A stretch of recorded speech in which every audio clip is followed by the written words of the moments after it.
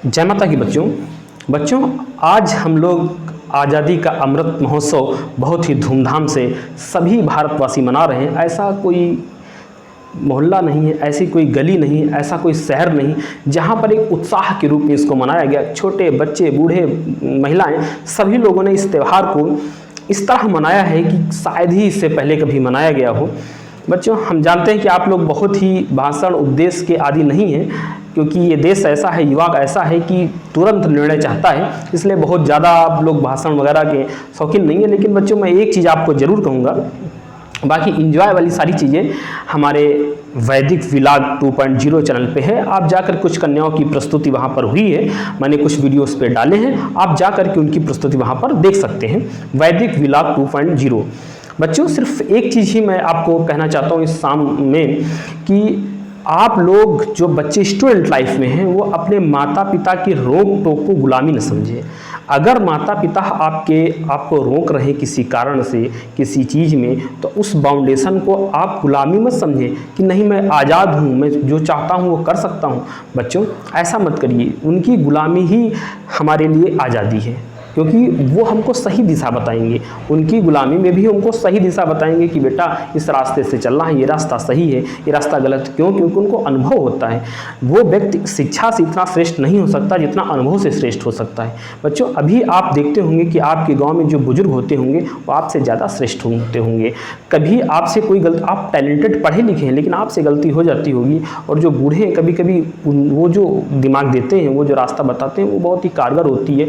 कारण ये है कि वो बार बार उसी रास्ते से गुजर चुके होते हैं, उनको बहुत अपार अनुभव होता है। इसलिए माता पिता को, उनके बाउंडेशन को आप गुलामी बिल्कुल मत समझें। बहुत से बच्चों को मैंने देखा है कि माता पिता की कही हुई बातों को बुरा मान जाते हैं, माता पिता की कही हुई बातों को कहते हैं मैं बड़ा हो गया हूँ, मैं आज़ाद हूँ, मैं स्वतंत्र हूँ, और उससे रिलेट कर देते हैं। बच्चों, ऐसा मत समझना, ऐसा मत करना।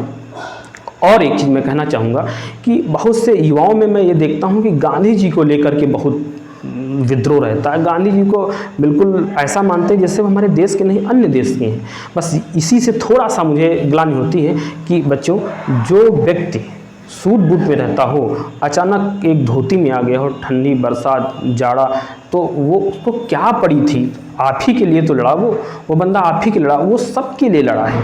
वो अगर किसी के लिए लड़ा है तो वो अपने देश के लिए लड़ा है।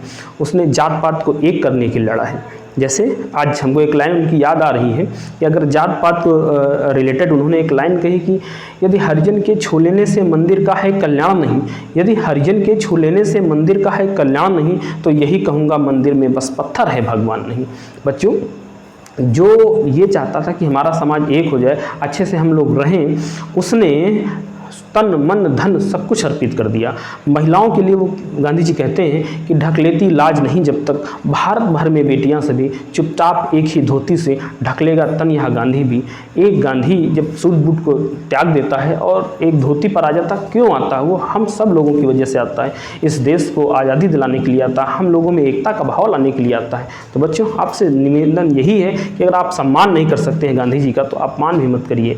आप ये सोचिए कि वो मेरे घर के ही हैं, वो हमारे ही देश के हैं। आपके अंदर चंद्रशेखर आज़ाद के प्रति श्रद्धा है, रखिए, मैं भी रखता हूँ, तहे दिल से रखता हूँ। भगत सिंह के प्रति श्रद्धा है, तहे दिल से रखता हूँ। लेकिन गांधी जी को इग्नोर मत कीजिए। गांधी जी को कुछ बुराइयां होती हैं, आपके माता पिता से भी कुछ गलतियां हो जाती हैं, तो क्या आप उनको त्याग देते हैं या उनकी बुराई करने लगते हैं? आप उनकी बुराई सुनना पसंद ही नहीं करेंगे अपने माँ बाप की। ऐसे ही गांधी जी आपके महापुरुष हैं, आप उनका सम्मान करिए। मैं फिर से कह रहा हूँ, जो बच्चे मुझे फॉलो करते हैं, जो मुझे थोड़ा सा भी मानते हैं, वो गांधी जी की बुराई बिल्कुल ना करें। गांधी जी की अच्छाइयों को देखें, क्योंकि कुछ तो कुछ उन्होंने किया है ताकि उनको देश पूज रहा है। देश नहीं, विदेश भी उनको पूजा जाता है। ठीक है बच्चों, और लंबा उपदेश आप पसंद नहीं करेंगे, हम जानते हैं। तो ठीक, आज के लिए हम लोग इतना रखते हैं। जय माता की।